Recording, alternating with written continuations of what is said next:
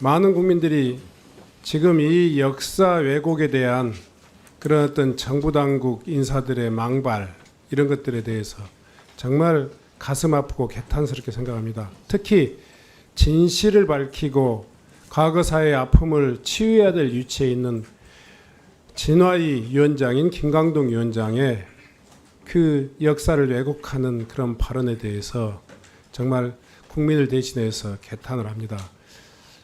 다시 한번 물어보겠습니다. 5.18 광주 민주화운동에 있어서 북한의 개입 여부를 지금도 확인할 수 없습니까? 없다고 생각합니까?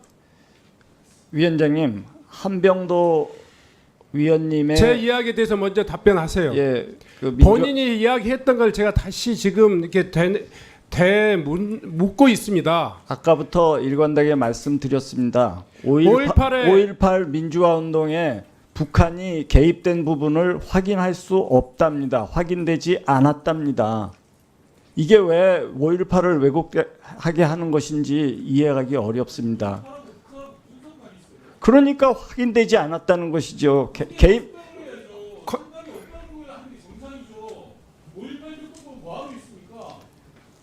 역사적으로 확인된 팩트입니다. 그게 예, 확인되지 않았습니다. 확인된 팩트라고요. 개입이 확인되지 않았다는 얘기는 확인이 없다는 것과 동일한 의미입니다. 제대로 말장난하지 마세요. 제대로 이야기하세요. 왜 그렇게 이야기합니까? 많은 국민들이 김광동 위원장의 발언을 가지고 이야기할 때 지금 광주 민주화운동에 있어서 북한의 개입 여부를 확인할 수 없다 이런 걸로 들려요. 아니 북한의 개입이 없었다 이렇게 왜 이야기를 못해요? 그렇게 네, 북한의 개입이 없었습니다.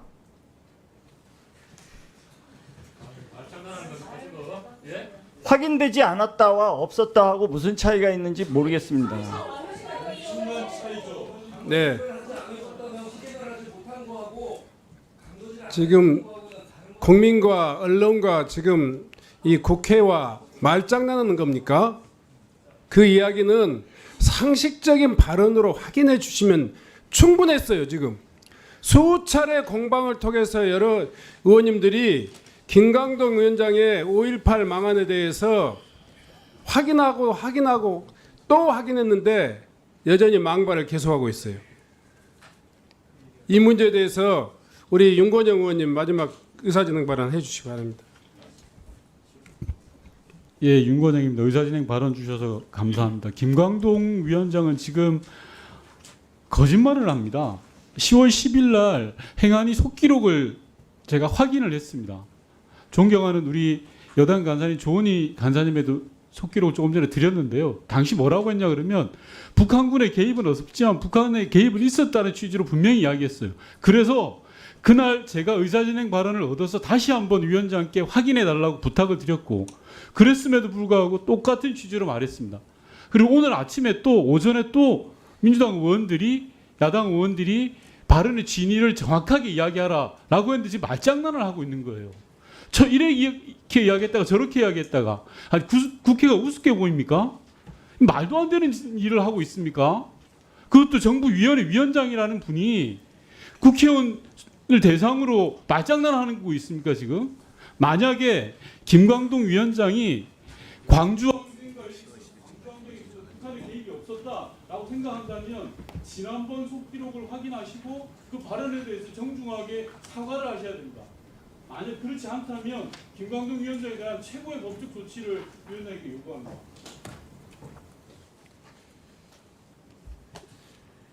그 문제에 대해서 김광동 위원장 사과하시겠습니까? 위원장님, 매우 오래전에 기자가 혹은 패널이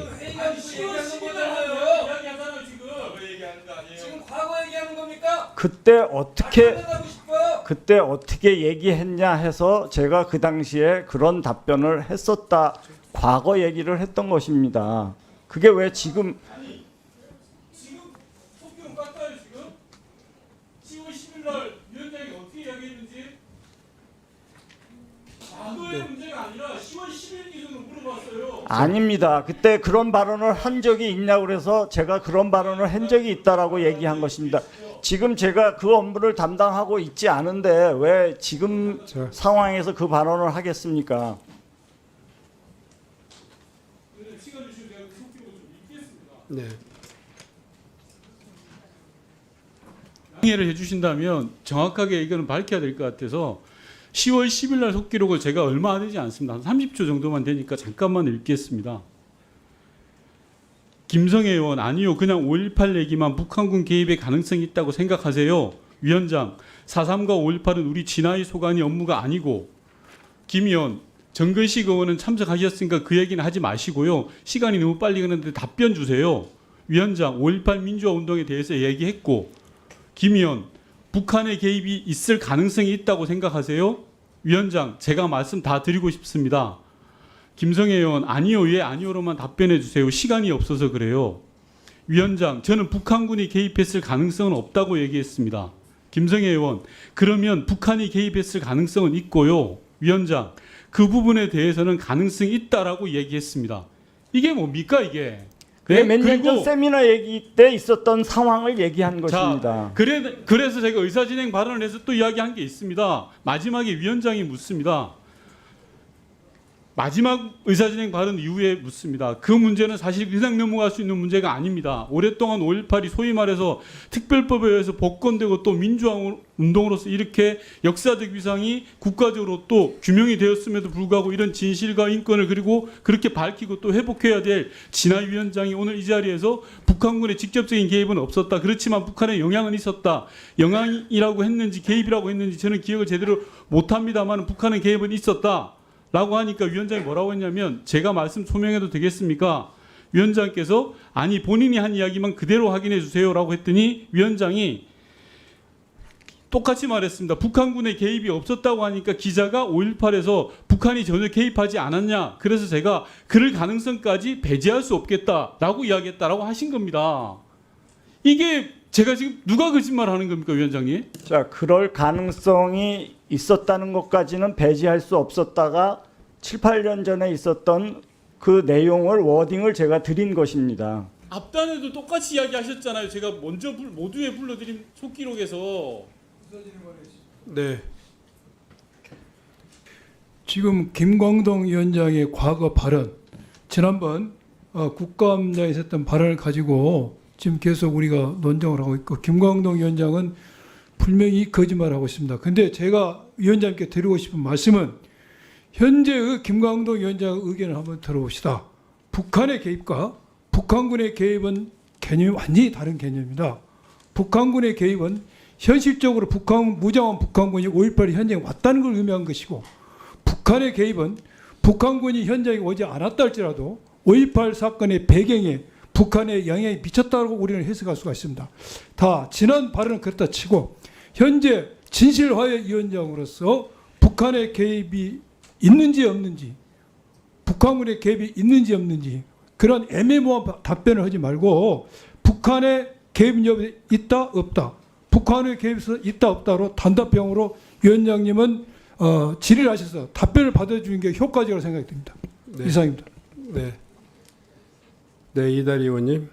네, 오늘 우리 위원회에서 진실화해 위원장님께 그동안 이 문제에 대해서 여러 차례 있었고 광주 현장에 광주시장님의 멘토도 있었습니다.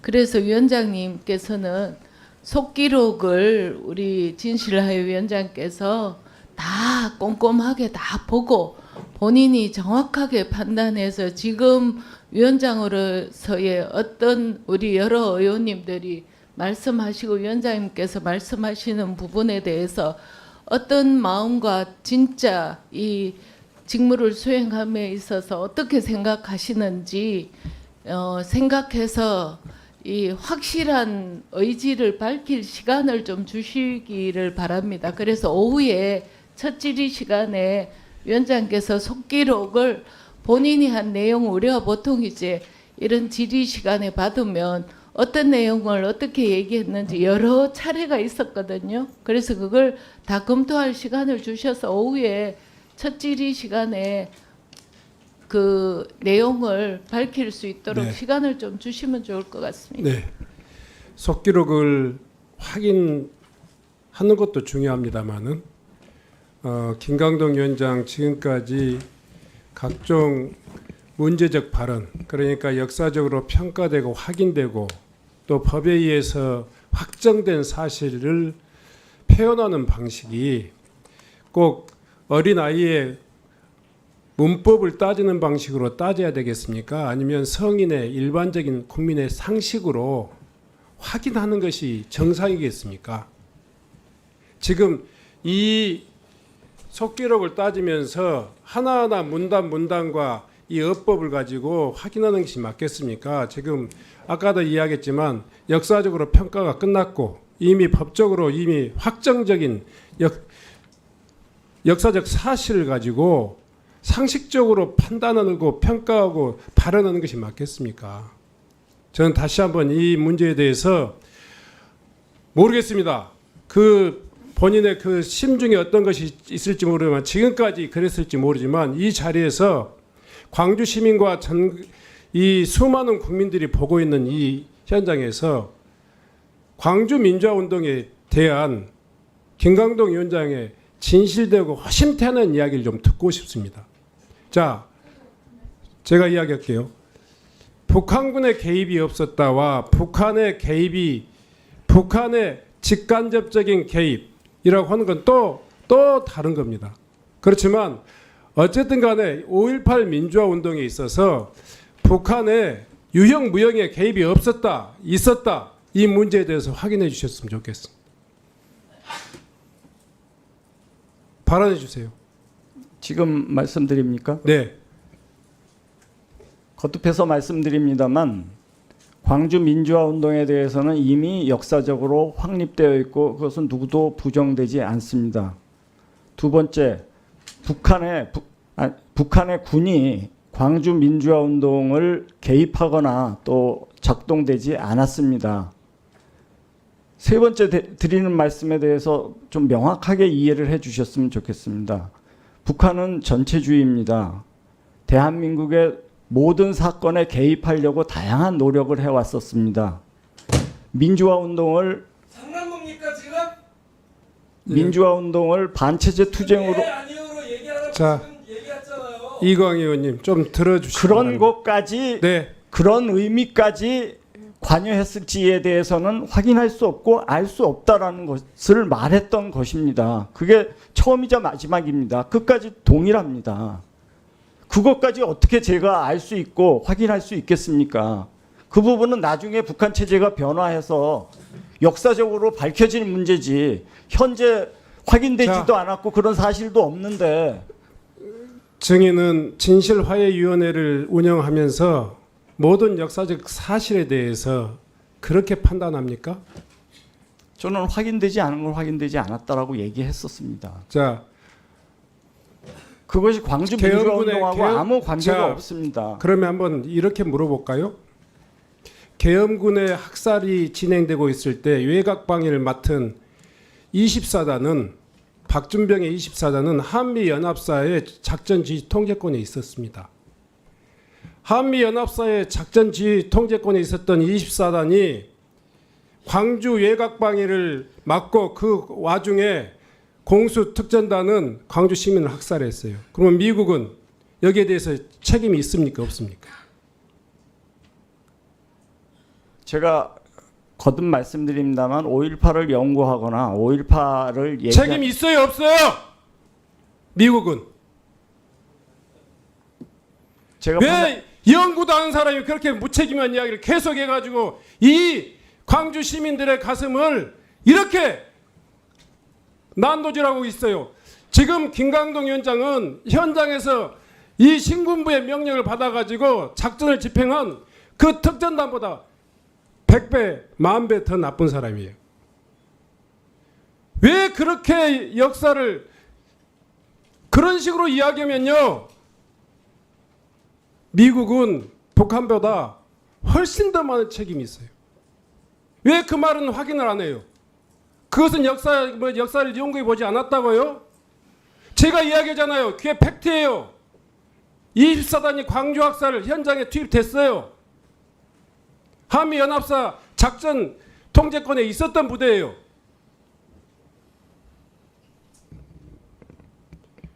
마지막으로 이야기하겠습니다. 광주 시민에게 본인의 왜곡된 역사, 인식에 대해서 사과할 의지 있습니까, 없습니까? 제 발언이 광주 시민의 그 상처를 건드렸다면 그건 당연히 제가 사과드립니다.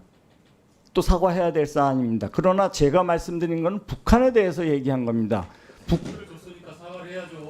자, 이 정도로 하겠습니다. 충분히 정말 진화 위원장은 오늘 이 자리에서도 사과할 기회를 스스로 거부하셨기 때문에 우리 국회는 거기에 대한 합당한 조치를 할 수 있도록 하겠습니다. 만약 윤석열 대통령이 탄핵이 된다면 어디로 돈이 몰리게 될까요? 이런 뉴스들을 보시면서 동시에 부자가 될 수 있다면 믿으실 건가요? 지갑에 단돈 10,000원이라도 있고 시사정치에 관심이 있으신 분들이라면 지금 당장 돈을 벌 결심을 하셔야 합니다. 정치 뉴스를 꾸준하게 잘 챙겨보는 것만으로도 돈을 벌 기회가 있고 또 이미 큰 돈을 버는 사람들이 있죠. 이 사람들의 차이점은 뉴스를 단순히 뉴스로만 보는 게 아니라 실제로 어떤 종목들에 큰 영향을 미치게 되고 그렇다면 어디에 투자를 해야 돈이 몰리게 되는지 알고 있습니다. 월급만으로는 절대 채울 수 없는 부를 축적하고 있는 것인데요. 얼마 전 한강 작가가 한국인 최초로 노벨상을 받았다는 것을 구독자 여러분들 모두 아는 사실일 겁니다. 이때 부자들은 재빠르게 노벨상 수혜주 종목들을 찾았고 그 결과 예스24라는 종목이 순식간에 2연상을 하며 200% 가까이 오르게 되었죠. 저희 구독자 여러분들은 이미 다들 아시겠지만 이 예스24 종목은 저희가 정확히